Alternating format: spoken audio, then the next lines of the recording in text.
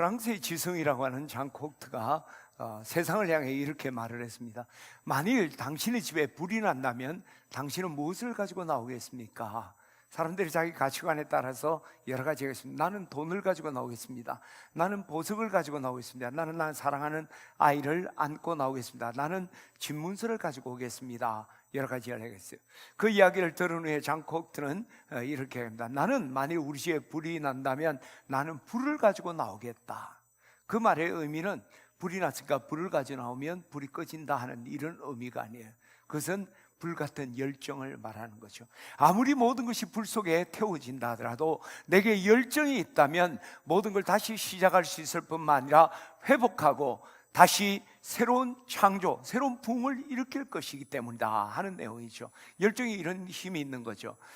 리글리 컴퍼니가 그 추임금 제조 회사입니다. 시작할 때는 $50로 그 회사를 시작을 했습니다. 그런데 지금은 180개국의 상품이 그 수출이 되고 있고, 그 다음에 50개국의 지사가 설치되어 있다고 합니다. 그리고 14개국의 21개소의 그 생산 시설이 갖춰진 세계적인 대기업이 된 거죠.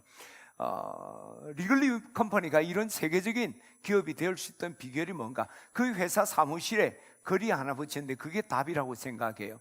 위대한 일은 열정 없이 성취할 수가 없다.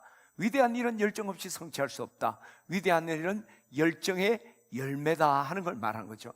위글리 회사의 성공의 비결은 바로 이 열정에 있었다 하는 걸 볼 수가 있습니다. 세상에 많이 성공한 분들이 있습니다. 학문적으로, 예술적으로, 또 엔지니어로. 그분들 각 성공의 비결이 다 다른데 공통점 하나는 열정이 있었다는 거죠. 그 열정들이 그들을 성공의 자리로 인도했다는 겁니다. 반면에 열정이 없다면 우린 아무것도 할 수가 없는 게, 주버터는 이런 이야기를 합니다.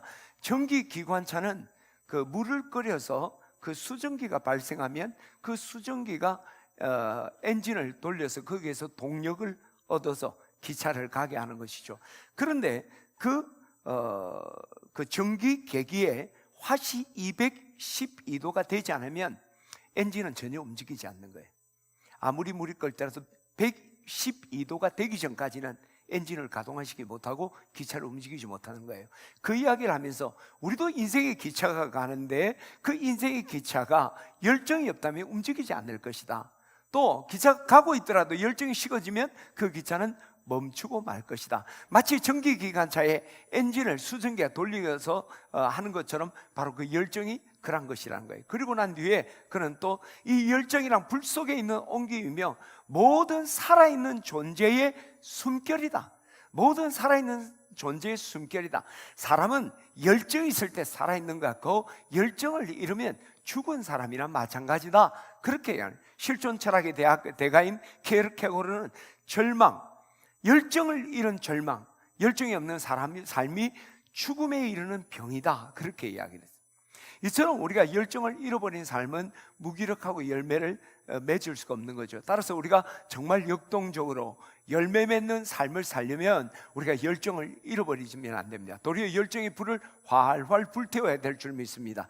특히 신앙인에게 있어서 열정은 참 중요하다고 생각해요. 우리 신앙생활이나 사역에 있어서 이 열정은 중요해요. 1866년에 세계에서 제일 큰 교회는 영국의 메트로폴리탄 교회예요. 스펄전 목사님, 침례교회예요. 스펄전 목사님이 목회하던 교회죠. 그때 교인 수가 4,366명입니다. 지금으로 보면 뭐 그렇게 큰 교회가 아닌데 1800년대에는 가장 큰 교회였습니다. 하루는 목사님이 설교를 하다가 교우들에게, 형제 자매들이여, 우리들 가운데 12명만이라도 하나님을 향한 뜨거운 가슴을 가진 열정적인 사람이 있다면 이 고독하고 삭막한 런던을 기쁨으로 충만케 할 수 있습니다. 그러나 우리 모든 교인 4,366명이 열정을 잃어버리고 미지근하다면 우리는 아무것도 할 수가 없을 것입니다. 실제 우리가 사역을 하다 보면 열정을 잃어버릴 때가 있어요. 뭐 인생도 마찬가지요. 그러면 무기력해지죠. 일을 포기하고 싶은 마음이 생깁니다. 어느 장애물을 만지면 그 자리에서 주저앉아 버리죠. 어떨 때는 인생도 사역도 신앙도 완전히 포기해버리는 경우도 우리가 많이 보게 됩니다. 그러나 우리가 열정으로 충만할 때, 특별히 그리스도인들 성령의 사람들은 열정의 사람들, 그건 동격이에요. 그 성령으로 충만해서 열정적일 때는요, 아무도 막을 수가 없어요. 이런 베드로 요한 이야기 너무나 잘 알잖아요. 교권주의자들이 그 복음을 전하지 못하도록 생명의 위협을 할 때, 내가 보고 들은 것을 말하지 않을 수 없다. 바울은 예루살렘으로 돌아가려고 3차 전도 여행 후에 예루살렘으로 돌아가려고 할 때, 그게 자기를 죽이려는 사람이 있다고 할 때 그 열정이, 복음의 열정으로 뜨거웠던 바울이 뭐라고 합니까? 주 예수께 받은 사명 곧 하나님의 은혜 복음을 전하려 하는 일을 마치려면 나의 생명을 조금도 귀한 것을 여기지 아니하노라. 할렐루야. 오직 이 복음의 열정을 가진 이들은 어느 누구도 그 앞에 있는 위협도 또 사람도 그 장애물도 막을 수가 없었던 걸 볼 수가 있습니다. 우리가 신앙의 에너지가 되는 거죠. 그래서 주님은 우리에게 열정을 가지라고 우리에게 말씀하는 거예요. 로마서 12장 11절에 보면 부지런하고 게으르지 말고 열심을 품고 주를 섬기라.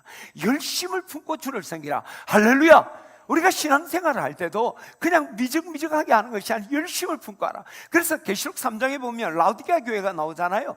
그 라우디게아 교회를 향해서 주님 말씀하면서 이같이 너희가 미지근하다, 뜨겁지도 않고 차지도 않으니까 내 입에서 토하여 내치리라. 여러분, 온천수 마셔보셨습니까? 이 온천수가 화끈해 보면 괜찮은데 미지근한 거 마시면요 속이 니글니글하고 힘든 거예요. 라우디게아 교회가 있었던 지역이 온천이 터지는 곳이었거든요. 그러니까 이게 뜨거운 것도 아니고 찬 것도 아니고 미지근하면 내 입에서 토하여 내치라. 오늘 우리 성도들에게 하는 이야기예요. 너희의 신앙이, 너희의 삶이, 너희의 사역이 뜨뜻미지근한다면 내가 외면할 것이다. 내가 싫어할 것이다. 깨닫기를 축원합니다. 이제 우리는 우리가 우리가 미지근한 모습들, 우리 주님이 원하지 않는 거예요. 그런데 오늘날 우리의 삶을 보면 우리 그리스도인들이 열정을 잃어버리는 신앙생활을 많이 하는 것 같아요. 세상에서도 열정이 잃으면 아무것도 못해요. 인생의 기관차도 열정의 엔진이 그냥 섰버리면 기차는 움직이지 않는 거예요. 하물며 우리가 이 성령의 사람, 열정의 사람, 그들이 열정을 잃어버린다면 우리 주의 일, 우리가 십자가의 길, 우리는 갈 수가 없는 거예요. 특히 코로나 사태 이후에 우리가 열정이 많이 식어버린 것 같아요. 우리가 이게 거리두기를 하다 보니까 예배나 사역이나 교제, 전도 이런 걸 잘 못하는 거예요. 그런데 여러분, 우리가 사역을 제대로 하지 못하는 것과 열정은 또 다른 이야기예요. 로마 시대 때 또 우리가 공산치하에, 일제치하에 우리가 신앙의 자유가 없었습니다. 그렇다고 그때 열정이 식었던 건 아닙니다. 지하교에서 뜨거운 마음으로 예배를 하고 하나님 복음을 전하고 있었습니다. 어떤 것도 막을 수가 없었어요. 근데 오늘날은 이 사회적 거리두기와 함께 우리의 열정도 송두리째 식어져 버린 거예요. 죽어버린 거예요. 그러면 우리는 아무것도 할 수 없는 거예요. 다시 라이즈 어게인, 다시 일어나라. 다시 일어날 힘이 있어야지. 성령의 능력에 그 열정을 잃어버렸는데, 저는 오늘 우리 진해 침례교우들이 다시 그 열정을 회복하기를 주의 이름으로 축원합니다. 축원합니다. 자, 그러면 이 열정을 어떻게 회복할까? 오늘 엘리야를 통해 좀 우리가 묵상하려고 합니다. 엘리야는 열정의 사람이었습니다. 자, 우리 성경을 한번 볼까요? 열왕기상 19장 10절입니다. 오늘은 열왕기상 19장 18장을 계속 볼 거예요. 성경을 덮지 말고 그대로 주십시오. 같이 한번 읽어봅시다. 시작. 그가 대답하되 내가 만군의 하나님 여호와께 열심히 유별하니. 여기까지. 이 엘리야는 자기를 고백하기를 나는 하나님을 향한 열심히 유별했다, 옛날에 특심했다 그랬잖아요. 하나님 앞에 열정적인 사람입니다. 제가 이 모든 배경을 다 말하기에는 시간이 너무 좁아요. 그래서 이게 스토리니까 여러분 17장, 18장, 19장을 읽는데 18장에 보면 바울이 이 엘리야가 얼마나 열정인지 몰라요. 여러분 잘 아는 이 갈멜 산상에 바알 선지자 450명, 아세라 선지자 400명대 850대 1의 그 하나님 앞에 그 기도의 제사를 드리러 올라가기 전에 이스라엘 백성들이 머뭇머뭇하니까 말하잖아요. 너희가 어느 때까지 둘 사이에 머뭇머뭇하려느냐. 바알과 하나님 사이에서 양다리 걸치게 하고 있다는 거죠. 그때 하나님이, 여호와가 만일 하나님이면 그를 따르라.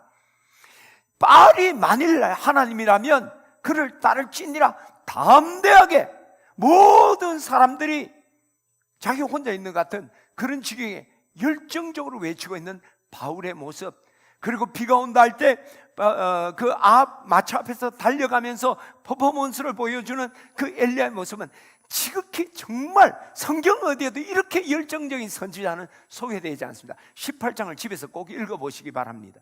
그런데 이 열정적인 엘리야가 한순간에 열정을 잃어버립니다. 19장 4절을 우리 같이 한번 보도록 하겠습니다. 19장 4절 시작. 자기 자신은 광야로 들어가 하루 길쯤 가서 한 로뎀 나무 아래 앉아서 자기가 죽기를 원하여 이르되 여호와여 넉넉하니 지금 내 생명을 거두소서. 나는 내 조상들보다 낫지 못하나이다. 이제 나는 죽고 싶습니다. 다 때려치고 싶습니다. 하면 뭐하노? 열정을 잃어버리고 확 주저앉아 버린 엘리야. 그래서 주님을 위해서 목숨 걸고 나갔던 담대했던 그 엘리야가 한순간에 팍 그냥 영적 침체에 열정을 잃어버리고 낙심하고 있다는 거예요. 근데 또 한 장면을 보면 19장 우리가 뒷부분을 보게 되면 19장 이하의 그 다음 20장 다 마찬가지. 엘리야가 다시 열정을 회복합니다. 그래서 이스라엘 왕에게 기름 붓고 아람 왕에게다 기름을 붓고 또 엘리사에게 기름 부어서 그 왕들을 세우고 그가 자기의 후계자로 엘리사를 세우고 마침내 회리바람을 타고 승천을 하게 되죠. 말 그대로 업다운을 반복하게 됩니다. 어떻게 이 엘리야가 열정을 잃어버렸을까? 또 어떻게 엘리야가 그 열정을 다시 회복했을까? 오늘 우리가 이 말씀을 묵상하면서 우리가 열정을 잃어버렸다면 엘리야처럼 다시 회복하게 되기를 주의 이름으로 축원합니다. 첫 번째로 이 엘리야가 열정을 잃어버리고 회복한 것은 무엇입니까? 우리 5절, 19장 5절 6절 말씀을 보겠습니다. 시작. 로뎀나무 아래 누워 자더니 천사가 그를 어루만지며 그에게 이르되 일어나서 먹으라 하는지라. 본죽 머리맡에 숯불 구운 떡과 한 병 물이 있더라. 이에 먹고 마시고 다시 누웠더니, 자, 이 장면은 지금 엘리야가 이세벨로부터 도망쳐오는 장면입니다. 도망가는 장면이에요. 로뎀나무 안에서. 그런데 이 엘리야는 자고 먹고 자고 먹고를 굉장히 지쳐있는, 도망 중에도 더 이상 갈 수 없어서 거기서 자고 하나님이 먹을 것 주면 먹고 또 자야 되는 그런 지친 상태였어요. 이 브엘세바로부터 이제 40주 40년, 오늘 말씀 읽었죠. 40 밤낮으로 걸어서 호렙산에 갔다 이야기합니다. 근데 이 브엘세바로부터 호렙산까지는 350에서 400km의 거리입니다. 사람들이 1시간에 4km를 걷고 하루에 8시간 걸으면 32km를 걸을 수 있습니다. 그러면 보름이면 갈 수 있는 호렙산이에요. 근데 밤낮으로 걸어서 40일이 걸렸다는 거예요. 얼마나 지쳐 있는가를 우리가 볼 수 있는 증거죠. 그러면 엘리야가 왜 이렇게 육신적으로 지쳐 있을까? 길게는 보면 이 엘리야가 기도해서 3년 반 동안 그 지역에 비가 오지 않았잖아요. 그러니까 사람들이 자기를 찾고 죽이려 하잖아요. 그 엘리야가 도피와 은둔 생활을 3년 반 하는 거예요. 그리고 이제 아합을 만나서 비를 내리기 위해서 갈멜산상에서 제사를 드리는데 850대 1의 제사를 드리기 위해서 단을 수축하고 물을 12통이나 갖다 붓는 거예요. 자기 하나님을 부르는데 바알이 너희 하나님이면 아무 불을 붙이지 않고 불이 내리면 너가 하나님입니다. 우리 하나님 앞에 내가 기도해서 불이 내면 우리 하나님이 우리 하나님입니다. 그리고 이 제단을 쌓은 거예요. 그냥 마른 장작에 해도 그런데 물을 12바가지씩 부었어요. 또랑을 파고. 그리고 여기에서 놀라운 승리를 거두었지만 이세벨은 도리어 이 엘리야를 죽이려 하죠. 그러니까 이 엘리야가 그 이스라엘로부터 도망오는데 142km예요. 142km를 돌아와서, 그리고 브엘세바 있을 때 와서도 자기 사환을 거기 머물고 자기는 광야길을 하루길을 더 들어가서 도착한 것이 로뎀나무 아래. 육체적으로 너무 지칠만 하죠. 정말 탈진 상태죠. 저는 이것이 바로 엘리야가 열정을 잃은 정말 가장 원초적인 이유라고 생각해요. 우리가 열정을 잃었을 때도 한번 보십시오. 육체적으로 굉장히 지쳐 있을 때, 그때 우리가 이 열정들을 다 잃어버리죠. 이것은 세상의 일만이 아니라, 여러분, 우리가 주님의 일을 할 때도 마찬가지, 기도 같은 걸 하잖아요. 우리가 기도할 때, 기도는 뭐 우리가 힘 없을 때도 할 수 있는 것 같아요. 그렇지 않아요. 체력이 안 되면 기도 못 합니다. 그냥 설렁설렁은 하죠. 예수님이 기도의 고수일 거 아니에요. 근데 피땀 흘리면서 기도하셨잖아요. 기도는 그렇게 하는 게 아니에요. 지난번에도 한 말씀했던 것처럼 전심전력하면 체력이 못 따라오면 기도 못하는 거예요. 여러분, 기도의 사람 되려면 체력 관리도 잘 해야 되는 거예요. 말씀 묵상하는 것도 마찬가지예요. 저는 이렇게 설교를 준비하고 그 다음에는 이렇게 묵상하는 시간을 많이 갖습니다. 그럼 말씀을 생각하다 보면 산책하는 가운데 생각지 못해 책상에서 제가 깨닫지 못하는 것을 많이 깨닫게 돼요. 과학적으로도 맞대요. 여러분, 걸을 때요 두뇌 회전이 더 좋습니다. 그건 과학적으로 발견된 거예요. 그런데요, 그러면 이제 제가 이래 참 이렇게 딱 그 말씀만 집중해요. 그러면 뭐 다른 사람이 말해도 들리죠. 딱 집중을 해요. 근데 요즘은 안 그래. 요즘 분명히 내가 말씀을 묵상하기 위해서 산책을 나갔고 그렇게 하는데 순간적으로 잡생각이 막, 내가 말씀을 분명히 생각했는데 보니까 내가 딴 생각하고 있어. 근데 와 이럴까? 나이가 들은 거예요. 나이 들면 체력이 떨어지니까 여러분 공부하고 집중력은요 체력 없으면 못하는 겁니다. 애들 공부시키려면 체력 달려면 이게 집중하는 게 에너지가요 어마어마한 에너지가 되는 거예요. 제가 설교를 준비하면 100%에서 95% 준비하는 시간보다 나머지 5% 준비하는 게 더 시간 많이 걸립니다. 더 힘들고 설렁설렁하는 건 하면 돼.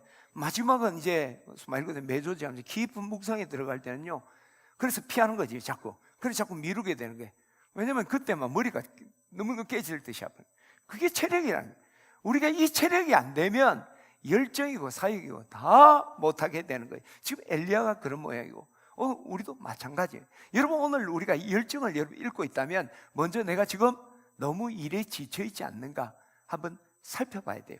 그러면 우리가 일에 많이 지쳐있을 때는 어떻게 해야 될까요? 오늘 엘리야가 이렇게 지쳐있을 때 하나님의 해법도 엘리야 해법은 뭡니까?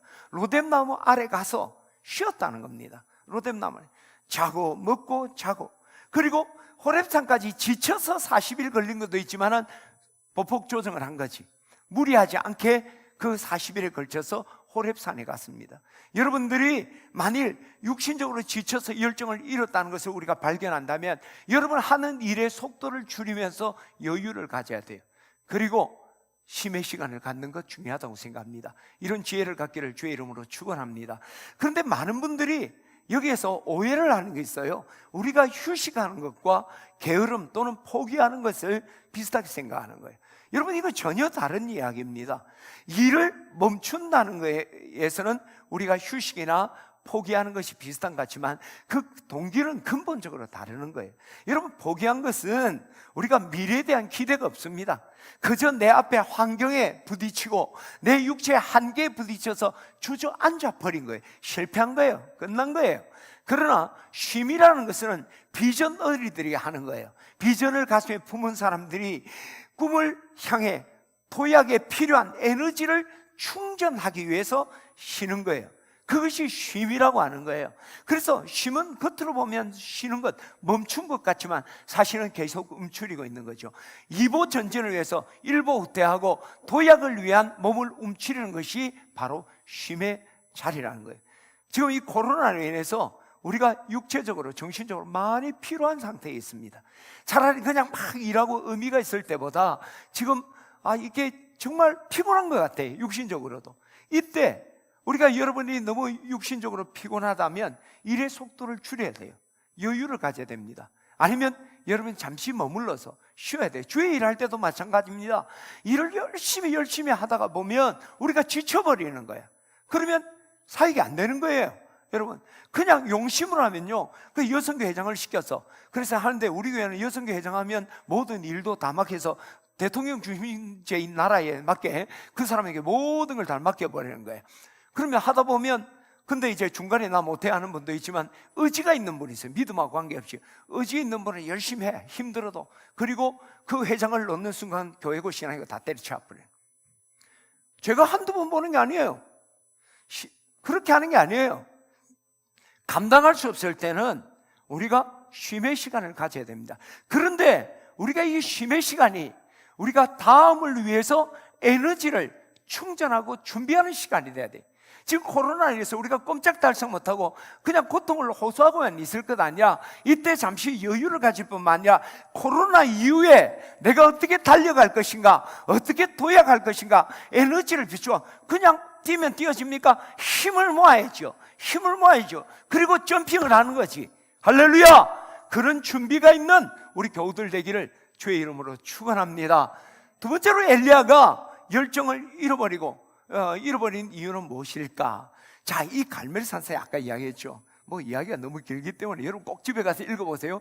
갈멜산사에서 이 엘리야가 바알 아세라 선지자와 하나님께 기도하고 응답받는 그런 제사를 드리는 거예요. 그러나 그 바알 선지자 아세라 선지자 850명이 자해를 하고 몸부림쳐도 그의 시는 응답하지 않았어요. 근데 엘리야가 하나님께 한번 응답하소서 하니까 물로 축축이 12통의 물을 갖다 부었어요. 또랑까지 파놓고 거기에 하나님이 불을 내려서 그냥 또랑 나무까지 그냥 확 핥아버렸다 그랬어요. 그리고 난 뒤에 백성들에게 어떤 하나님이 진짜 하나님이냐? 우리 하나님이 진짜 하나님. 그래서 바알 아세라 선지자 850명을 기손 시내가에 가서 다 죽여버리는 거예요. 그러니까 이제 꼼짝 못하는 거지. 왜? 살아있는 하나님 봤으니까. 그리고 바알 아세라 선지자 응답 안 한 거는 그 가짜라는 게 판명됐으니까 사기꾼들 다 처구했으니까 말도 못하는 거예요. 그리고 이제 아합이 왕궁에 와서 이세벨에게 말하는 거예요. 근데 이 아합의 우상숭배의 원흉은 이세벨이거든요. 바알의 딸이라고 그러잖아요. 그 이세벨이에게 그 이야기를 한 거예요. 자초지종을 갈멜산사에 이런 일이 있었고 그래서 바알 아세라 선지자 다 죽였다. 그럼 기가 탁 죽어야 되는데 이세벨이 들여도 막 그냥 분기청천하는 거예요. 그러면서 그의 사자를 엘리야에게 보내는 거예요. 그리고 엘리야에게 가서 내가 내일 이맘때쯤에는 반드시 내 생명을 저 사람 중에 한 명의 생명같이 되게 할 것이다. 네가 죽인 아세라 바알 선지자같이 너도 죽는다. 만약 그렇지 않으면 신이 나에게 벌을 내릴 것이다.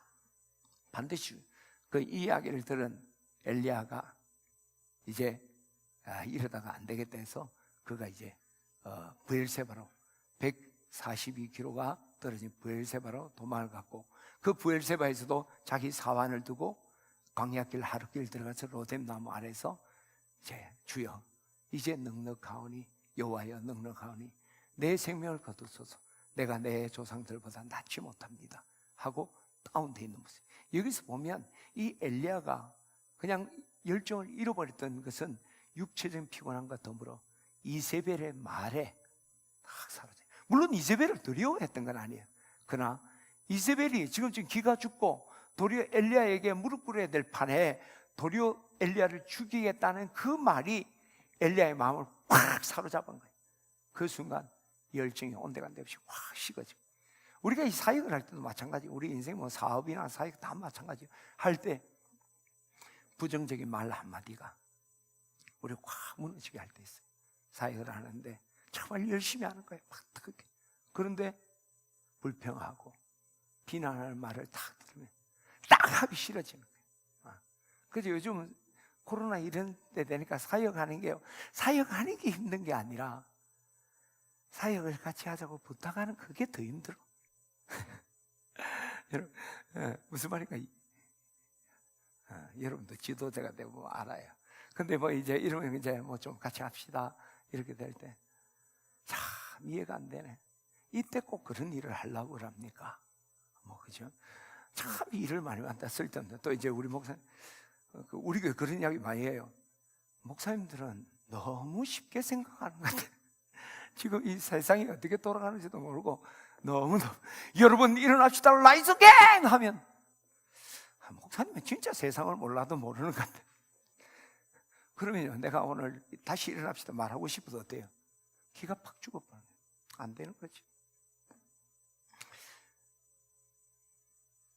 어떤 분이 이제 높은 산을 등산 다 왔어. 이제 9분등선 넘어가는데 위에서 내려오는 사람들이 딱 내려가면서 이제 다 왔다 이러는 거예요. 무슨 말인가 이해를 못하는구나. 내가 위로 올라가는 게 다 왔다고 하는데 밑에 오는 사람이 밑에 이제 다 왔다면 이제 출발이라는 거지. 그 순간 다리 싹 풀려버리는 거죠. 아이고 어떻게 올라가냐. 여러분 베드로가 얼마나 열정적인 사람이었습니까? 근데 그 숯불가에 있던 계집종이 저 사람도 갈릴리 사람 예수와 함께 있던 자다. 그 한마디에 그냥 깡그리 무너져 버려요. 부정적인 말이라는 게요, 우리의 열정을 한순간에 확 여러분 격려 중요하잖아요, 그죠? 격려 막 하는 거 보세요. 격려 막 수백 마디 보세요. 부정적인 한마디가 우리 삶을 그냥 무너뜨리는 거예요. 여러분 풍선 한번 불어보세요. 풍선 불면 힘들죠, 그죠? 그게 격려예요. 풍선 빵꾸 내려면 바늘까지 다 타가면 팡 터져버려요. 한 방에. 제가요, 조영란 권사님 다음 주부터 교회 안 나오게 하려면 딱 한마디만 해보면 안 나와요. 이게요, 우리가 이 말에 사로잡히기 시작하면 한 방에 그냥 가버리는 거예요. 우리가 이게 참 말을 조심해야 돼.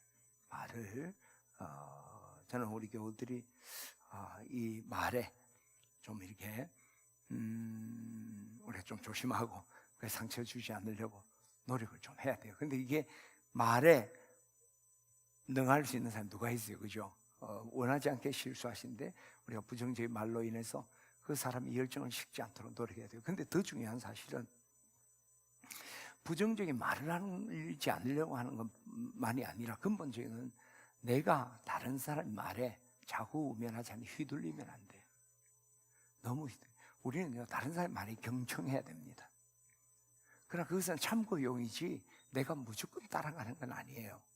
무조건 그 사람 말에 자주. 왜냐하면 그 사람 말이 모든 사람 말이 다 옳은 건 아니에요. 틀린 말도 많아요. 그래서 우리가 참고해야지 그것을 그냥 무조건 따라가는 건 아니에요. 그리고 중요한 것은 지금 우리의 인생은 내가 살아가야 될 인생이에요. 이 사역 내가 해야 될 사역이지 해주는 거 아니잖아. 다른 사람 말에 귀를 기울이고 그렇게 따라간다면 내가 그 사람 인생에 내가 노예밖에 안 되는 거예요. 내 인생은, 내 사역은 내가 살아가고 내가 해야 할 일이에요. 근데 이 사람 말에 이렇게 휘둘리고 해서는 안 되죠. 참고하지만 내가 내 인생에 내가 계획한 대로 나가야 되는 거예요. 더 중요한 것은 만일 그렇지 않으면요, 그리고 내 생각이 틀릴 수 있고 내 계획이 틀릴 수도 있어요. 또 부족할 수도 있어요. 근데 맨날 다른 사람 이야기만 듣다 보면 나중에 나는 성장을 못하는 거예요. 여전히 어린아이에 있는 거예요. 좀 실패하더라도, 좀 어리석은 길이더라도 좀 이렇게 참고하고 소신 있게 나가다 보면 나중에 생각도 성장하고 일도 성장하는 거예요. 할렐루야. 저는 오늘 우리 교우들이 사람 말에, 사람에게 너무 휘둘리는 분이 많아. 이 사람이 이러면 저렇게, 저 사람이 저러면 저렇게 참고해야 돼요. 비판 들어야죠. 그러나 그게 너무 휘둘리지는 말아요. 그러면 우리가 이 말로 인하여 무너지는 일들이 생기지 않는 거예요. 그런 지혜가 있기를 축원합니다. 자, 다시 원점으로 돌아서. 근데 엘리야는 지금 이세벨의 말 때문에 마음이 어두워졌어요. 딱 잡혀버려서 그 말의 궁궐에, 그 동굴에 그냥 갇히게 돼버렸다는 거예요. 여기서 엘리야가 어떻게 벗어날 수 있었느냐? 어떻게 보면 여러분, 이 사람이요, 이게 말로 인해서 상처를 받고 또 이렇게 우리가 열정을 잃어버리면 참 회복이 힘들어요. 그래서 우리가 막 그걸 잊어버리려고 노력을 많이 하잖아요, 이거는. 그래서 내가 이 묵상을 해보니까 그게 써니텐하고 비슷해. 이 써니텐은 흔들리면 불순물이 더 올라나와. 이게 잊으려고 몸부림치면요, 더 생각난다니까. 아무 생각 없으면 도리어 빨리 잊어져요. 잊으려고 나는 이제 옥란 집사의 이야기를 잊어야지. 그러면요, 주야로 자꾸 더 묵상이 되고 써니텐 흔들어 보세요. 멀쩡하던 써니텐에 막 그냥 과립이 막 움직이기 시작하잖아요. 되는 게 아니에요. 내가 목사 아닙니까? 근데 그 이야기가 또 별 볼 일 있는 건 아니야, 사실은. 뭐 마음에 상처를 주고, 나가 죽어! 네가 죽어! 그거는 상처 안 받아요. 근데 뭐 말 같지도 않는 거야. 아주 뭐 치사찰나. 거기에 잡히면요, 다 때려치고 싶어. 정말 다 때려치고 싶어. 이 목사니까 그런 경우 많거든요. 근데 내가 절대 말을 못하지, 우리 집사람한테. 왜냐면 너무 치사찰량한 이야기들이니까. 근데 나는 그 말에 완전히 흔들리는 거예요. 설교 묵상하러 갔는데 써니텐 흔들듯이 그 생각 때문에 그냥 집에 와버린 그런 일들이 많아. 어리석은 일이지. 근데 해결 안 돼. 엘리야는 어떻게 해결했을까요? 12절을 우리 한번 봅시다. 12절 시작. 또 지진 후에 불이 있으나 불 가운데도 여호와께서 계시지 않았더니 불 후에 세미한 소리가 있느냐. 써니텐처럼 흔들었는데 안 되더라는 거죠. 뭐가 해결됐죠? 세미한 음성. 하나님의 말씀이 엘리야의 가슴에 들려질 때, 그 엘리야에게 잡혔던 그 이세벨의 말이 희석되어지고 깨끗하게 치워지고 식었던 열정이 새롭게 회복되는, 이 사건 이후에 엘리야가 아람 왕에다 기름 붓고 이스라엘 왕에다 기름 붓고 그리고 엘리사에 기름 붓고 그리고 귀한 사역을 마무리한 다음에 회개의 바람을 타고 성천하게 되는, 이 포인트가, 터닝 포인트가 여기에요. 하나님 말씀이 그의 가슴에 들어왔을 때 세상의 그 어느 것도 잊을래 해도 잊어지지 않아. 그죠?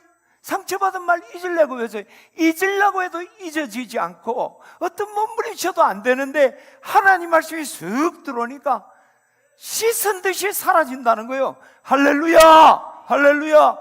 지금 엘리야가 그래 된 거예요. 여러분, 엠마오로 가는 두 제자 이야기를 잘 아시죠? 성경에 보니까 슬픈 빛을 띠고 있었다고 했습니다.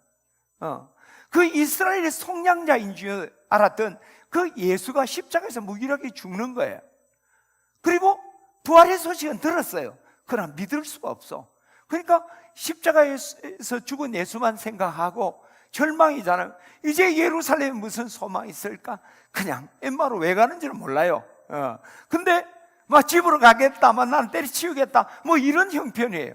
근데 그때 예수님을 만났잖아요. 알아보았습니까? 못 알아봤습니다. 여러분이 속이 시끌시끌하고 열정이 식었을 때는 옆에서 아무리 이야기도 안 들려요. 근데 예수님께서 그에게 말씀을 풀어주실 때 마음이 뜨거워졌다는 게, 할렐루야! 자, 우리 성경 한번 봅시다. 누가복음 24장 32절입니다 24, 시작. 그들이 서로 말하되 길에서 우리에게 말씀하시고 우리에게 성경을 풀어주실 때 우리 속에서 마음이 뜨겁지 아니하느냐. 할렐루야. 하나님의 말씀이 잃었던 열정을 살립니다. 할렐루야. 하나님의 말씀이 더럽고 악한 말을 우리 가슴 속에서 씻어내는 줄 믿습니다. 할렐루야. 여러분, 세계적인 문화였던 러시아 도스토옙스키가요 28살 때예요. 페트라 세브스키, 그거는 주로 세브스키, 이브스키 뭐 그래요. 도스토옙스키가 그 페트라 세브스키 사건, 그 사회주의 운동 뭐 이런 데 관련이 되어서 사형 선고를 받게 됩니다. 사형 선고를 받아서 그 시베리아의 사형수들만이 수용하는 움츠크 감옥으로 이렇게 수송이 되는 거예요. 그 이제 기차를 타고 가는데 이제 그 사형수들이 있는 감옥을 가니까 얼마나 마음이 무겁겠습니까? 근데 그 기차 안에서 어떤 한 장교 부인이 사람들을 격려하기 위해서 차를 끓여서 대접을 하고 있었어요. 근데 그 부인이 이 도스토옙스키를 본 거예요. 보니까 이 사람이 막 공포에 질려서 차를 마시지 못할 뿐만 아니라 얼굴이 파랗게 질려 있는 거예요. 그러자 이 부인이 가슴에 있는 책을 하나 건네주게 돼요. 그게 성경책이었어요. 그래서 이 움츠크 감옥에서 이제 그가 수용 생활을 하는데, 이 움츠크 감옥에서는 수임번호 28번 딱 부르면 그날이 죽는 날이에요. 번호 안 불려져야 돼요.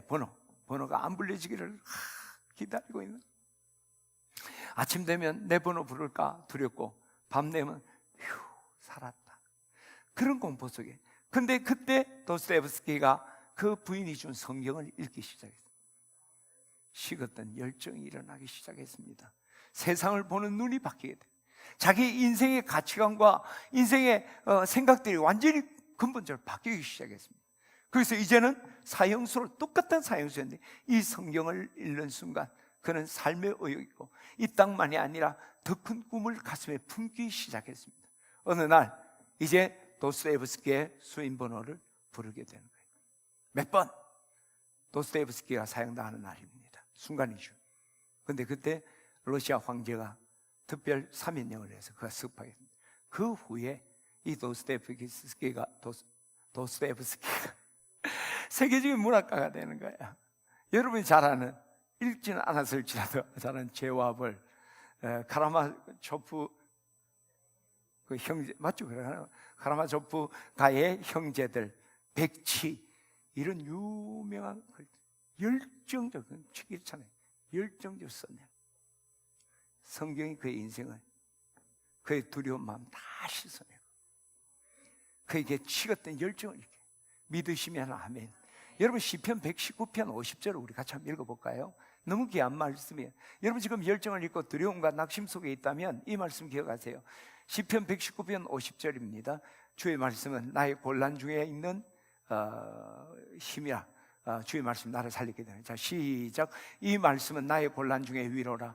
주의 말씀이 나를 살리셨기 때문이다. 여러분, 오늘 이 시간에 하나님 말씀이 내 곤란 중에, 내 절망 중에, 내 낙심 중에 위로가 된다. 그 말씀이 나를 살렸고 살릴 거다. 믿으시면 아멘. 믿으시면 아멘. 할렐루야. 따라서 우리가 이 절망 가운데 있고 우리가 이 더러운 말 속에 있을 때, 그렇죠, 우리가 잊어야 되는 거 잘 알잖아. 이거 쓰잘데없는 이야기라는 거 우리 다 알아. 그런데 그게 내가 매여 있는가? 이거 왜 이러지? 내가 목사인데, 내가 권사인데, 내가 신앙 짬밥이 웬일인데 이거 왜 이러지? 이러면 안 되는 것도 알아요. 근데 그게 매여 있는 거예요. 그때 여러분, 다른 방법이에요. 하나님 말씀 앞에 나와 말씀에 귀를 기울이게 되기를 주의 이름으로 축원합니다. 말씀이 깨끗하게 하는 거예요. 마치 더러운 물을 맑은 물로 희석시키듯이 깨끗하게 할 줄 믿습니다. 그런 믿음 가지고 도전하기를 축원합니다. 그런데 우리가 그렇게 알아요. 그런데 여전히, 그래, 오늘 설교를 들었어. 그래, 어제 조영란 권사 내게 한 말, 그래, 잊자. 그 말씀의 길을. 근데 이게 안 돼. 잘 쉽지가 않아. 여러분, 엘리야가 보세요. 엘리야가 호렙산에, 이제 하나님이 제 소명에서 호렙산 오라 그래요. 근데 하나님 앞에 바로 서지 못했어요. 자, 우리 9절을 한번 볼까요? 9절, 19장 9절. 헤이, 방송실. 자, 우리가 읽읍시다. 자, 시작. 엘리야가 그곳 굴에 들어가서 거기서 머물더니 여호와의 말씀이 그에게 임하여 이르시되, 엘리야야, 내가 어찌 여기 있느냐? 지금 하나님이 이야기하는 거야. 엘리야야, 네가 왜 아직 굴 안에 있느냐? 네가 왜 여기 아직 굴 안에 있냐? 이게 그냥 지형적인 굴만이 아니야. 왜 아직 이세벨의 그 말에 사로잡혀서 떨고 있느냐? 그 말에 사로잡혀서 열정을 잃고 낙심하고 있느냐? 말씀을. 오늘 우리에게도 그래요. 우리 다 알아. 그런데도 여전히 그 말 때문에 우물쭈물하고. 그들에게 하나님 우리에게 말씀하는 거예요. 네가 왜 여기에서 아직까지, 왜 아직까지 말씀의 자리 나가지 못하고 우물쭈물하고 있느냐? 할렐루야. 저는 오늘 우리가 이제 그 굴에서 나와서 주님 말씀 앞에 서야 돼요. 말씀만이 답입니다. 말씀이 내 길 위에 비치고 내 발에 등이고 내 길에 비칩니다. 이 절망 가운데 비춰주고 내 어두운 마음을 비출 수 있는 것은 하나님의 말씀뿐이라는 거예요. 그렇죠. 우리가 신앙생활 하다 보면 선호 형제, 예수님이 선호 형제한테 실망 준 적이 있는가? 상처 준 적이 있는가? 없지, 그치? 상처 받을 때 있지. 근데 누가 그런 거예요? 사람이 그런 거예요. 근데 사람이 멱살 잡았습니까? 말로 그런 거예요. 그래서 교회도 나오지 못하는 분들이 있어요. 네. 지금도 어쩌면 오늘 온라인에 머문 분도 있고 또 온라인도 다 못하고 있는 그런 분들도 있을 거예요. 그래서 말씀 들었어. 다시 한번 일어나려고. 그래 까짓것 예수님 보러 가지. 그래, 예배의 자리, 말씀의 자리 나가자. 근데 막상 아침이 딱 되면 다음 주 가지 뭐. 이게 마음이라는 게 그게 쉬운 일이 아닙니다. 그리고 또 한번 용기 내서 와서 보니까 사람들 다 내보는 것 같은데 거리두기 하기 때문에 안 봅니다. 나도 여러분 마스크 하고 있어요. 누가 누군지도 몰라 사실은. 다 내보는 것 같아. 다음 주는 또 못 가는 거예요. 한 주 안 가면 2주 못 가. 그럼 막 짝받치. 왜 내가 여기에 있느냐? 왜 헛된 진리의 말씀이 아니라 사람의 말에 매여서, 부정적인 말에 매여서 너의 인생과 신앙을 그 동굴 속에 가둬두느냐? 오늘 우리는 이 말씀 듣고 우리가 깨어나야 합니다. 자리에서 일어나 예배의 자리, 말씀의 자리에 나가서 여러분 치유받기를, 그리고 열정을 회복하기를 주의 이름으로 축원합니다. 마지막으로 이 엘리야가 열정을 잃어버렸던 이유는 무엇일까요? 자, 우리 10절을 우리 한번 볼까요? 10절 시작. 그가 대답하되 내가 만군의 하나님 여호와께 열심히 유별하오니 이는 이스라엘 자손이 주의 언약을 버리고 주의 제단을 흘며 칼로 주의 선지자를 죽였으며 오직 나만 남았거늘 그들이 내 생명을 찾아 빼앗으려 하나이다. 나만 남았다. 이것이 엘리야가 열정을 잃어버린 정말 중요한 이유라고 생각해. 내 혼자서 뭘 할 수 있어? 이제 끝났다. 심리학자들이 정말 학문적으로 이야기를 한 거예요. 사람들이 제일 공포를 느끼고 두려움을 느끼는 순간이 언제냐? 홀로 있다고 생각하고 고독을 느끼는 순간입니다. 내가 지금 혼자 있다, 그리고 고독을 느끼는 순간이 가장 고통스럽고 두려운 시간이라는 거죠. 그리고 그때 열정을 송두리째 다 잃어버린대요. 열정을 혼자 있다고 생각하는 순간. 왜냐하면 사람은 사회적 동물입니다. 그래서 혼자 있을 때 두려워져요. 같이 있을 때 편안해지는 게 사람의 창조의 원리예요. 독재하는 것이 좋지 않게 보인다 해서 돕는 배필을 주님께서 하나님 만들었잖아요. 사람의 원리가, 안 그러면 그 사람은 사람이 아니모니다. 사람은 사회적 동물이기 때문에 혼자 있으면 두려움 느껴요. 그리고 열정은, 따라합시다. 열정은 숯과 같아. 숯은 흩어놓으면 죽어요. 숯은 모일 때 활활 불타는 거예요. 그래서 숯과 같아서 열정은 나 혼자 있을 때는 열정이 팍 식어지는 거예요. 여러분, 이 열정을 잃었을 때를 보세요. 홀로 내버려졌을 때요. 혼자 있다고 생각할 때 막 하고 싶은 생각이 딱 없잖아. 옆에 누가 일 안 해도 있으면 어때요? 막 하다가도, 그죠? 여러분 학교 다닐 때 남아서 청소하잖아요. 그러면 이제 애들이 막 도망가기 시작하잖아. 나는 열심히 신실한 그리스도인이야 막 하는데 다 가면 어때요? 거기서 끝까지 꿋꿋하게 한 사람 그리스도의 제자들이에요. 에이, 나도 공부를 하다가도 한 사람씩 도서관에서 일어나 보세요. 나도 막 그냥 내가 너무 무리하는 것 같고 갑자기 두통이 아파지고 막 일어나 버리는 거죠. 그러나 함께 있으면 어떤 어려움이나 힘든 일이 있어도 넉넉히 갑니다. 저도 마찬가지예요. 사회가 나면 혼자 있을 때는요, 혼자라고 생각할 때는 참 힘이 들어, 두렵기도 하고. 근데 아무리 힘든 일이라도 우리가 함께 하자면 뭐 그냥 어렵지 않게, 우리가 이사 올 때 땡전 한번 모셔왔잖아요. 왜? 하나님의 놀라운 은혜를 누린 거. 그때 뭐예요? 우리 장로님들, 우리 교우들이 해봅시다. 뭐 가진 것 없어도 한번 해봅시다. 거기에서 용기 있고 거기서 실망하고 좌절하는 사람 아무도 없거든. 우리가 힘을 합하고, 할렐루야, 그게 동력의 힘인 줄 믿습니다. 할렐루야. 그래서 이번 이 코로나 사태니까 앞에도 이야기했지만 우리가 사역이 참 조심스러워. 그런데 이제 6월 달부터 우리가 점심을 했잖아요. 온 가족 예배를 하기로 했잖아요. 그럼 2시까지 견딜 수 있는 밥이라도 먹어야 될 거 아니에요, 그죠? 근데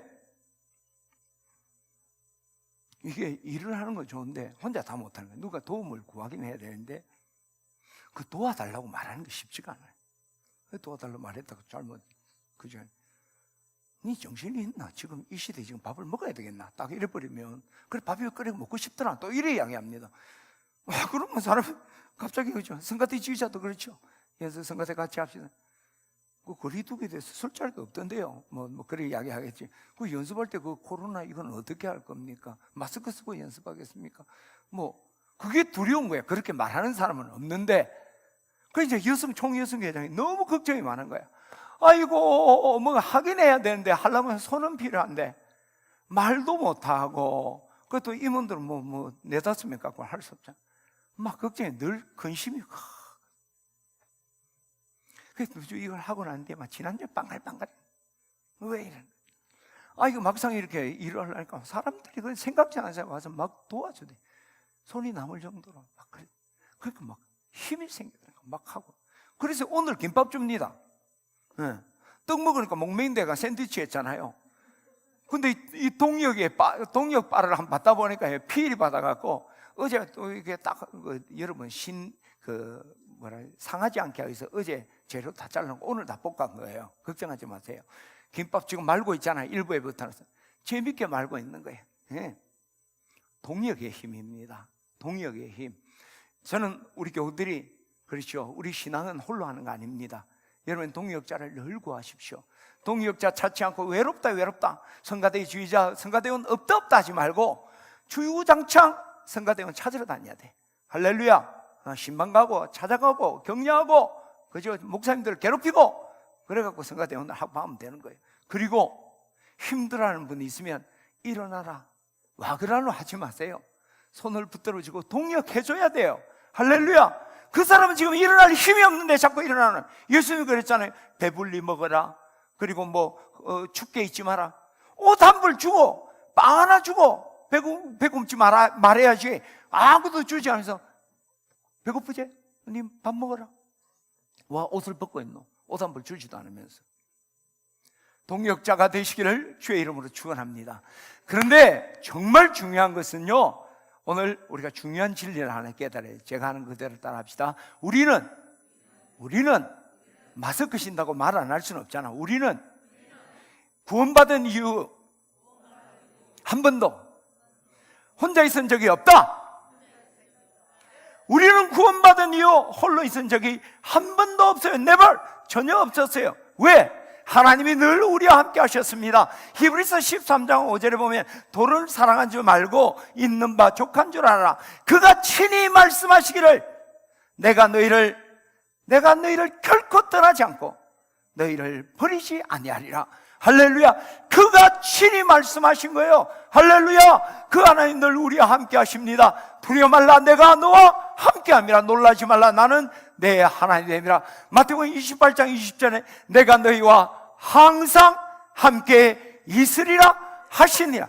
우리 하나님이 우리에게 약속하셨고 신실하신 하나님, 나는 홀로 있다고 생각하는 그 순간에도 우리 하나님은 우리와 함께 계셨습니다. 할렐루야. 뿐만 아니라 하나님이 우리와 함께 하실 뿐만 아니라 하나님은 그 하나님의 백성들을 우리를 돕기 위해 우리의 동역자로 늘 우리 곁에 붙여주셨습니다. 할렐루야. 사람들은 혼자라 그래. 그러면 옆에 있는 남편은 뭔데? 우리 교우들은 뭔데? 목사는 뭔데? 자기 혼자면. 나는 홀로 있다.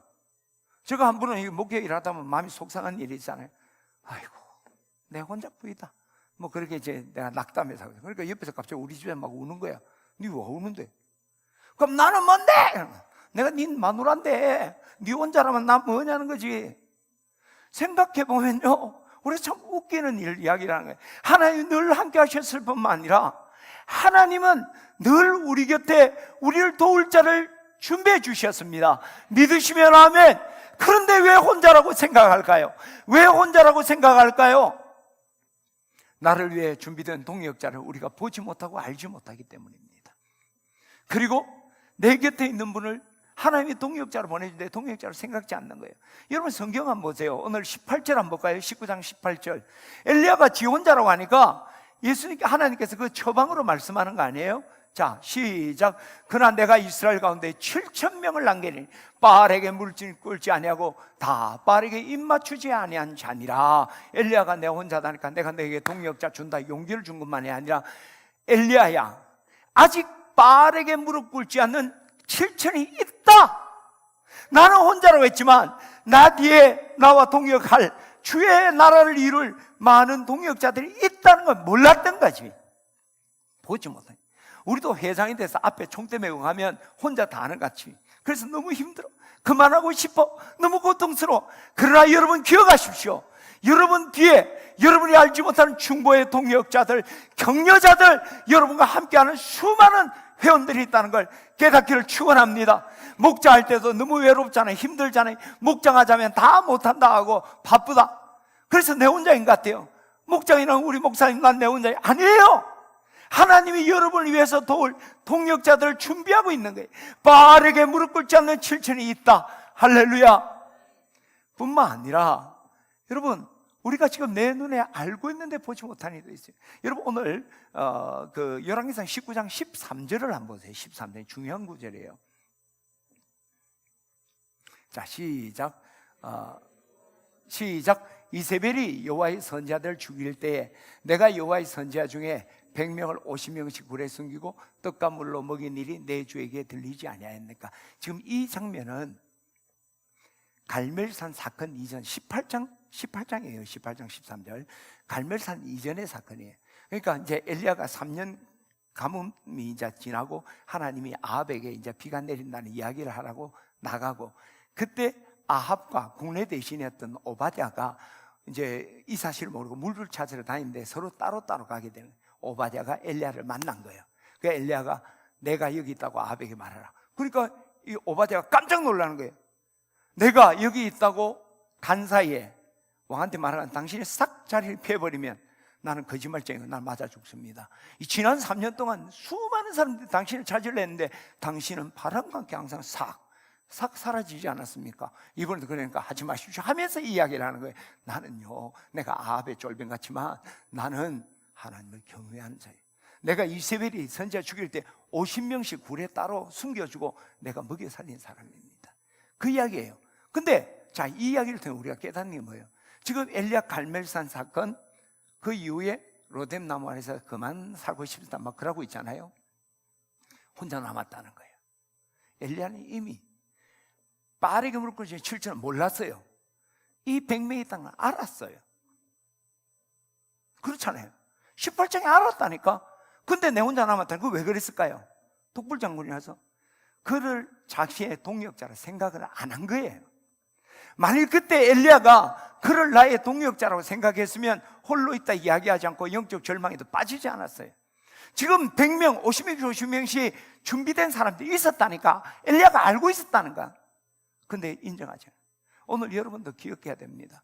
여러분이 알지 못하는 중보자들도, 동역자들도 있지만 지금 여러분은, 여러분 아내, 여러분 남편, 지금 여러분 옆에 있는 교우들, 바로 하나님이 여러분을 도우라고 보내신 동역자인 줄 믿습니다. 할렐루야. 근데 우리는 나 혼자라고 자꾸 이야기하는 거예요. 아니야! 네가 알지 못하는 동역자 있고 지금 내 옆에 있는 사람이 너를 도우라고 내가 보낸 동역자야. 할렐루야. 이것을 우리가 기억할 때 이 홀로 있다는 그 고독의 공포, 어리석음을 분하지 않는 거죠. 저는 오늘 우리 지내침 내 교우들이 우리 기억해야 돼요. 우리는 한 번도 홀로 있은 적 없어요. 하나님이 결코 우리를 떠나지 않았습니다. 그리고 하나님은 내가 알지 못하는 자리에 나를 위한 동역자를 준비하셨습니다. 믿으시면 아멘. 그리고 지금 내 곁에 있는 내 아내와 남편과 내 자식과 내 부모, 우리 교우들이 하나님이 나를 위해 주신 동역자라는 걸 깨닫기를 축원합니다. 그래서 여러분들이 잃어버린 열정을 회복하는 우리 교우들 되시기를 주의 이름으로 축원합니다.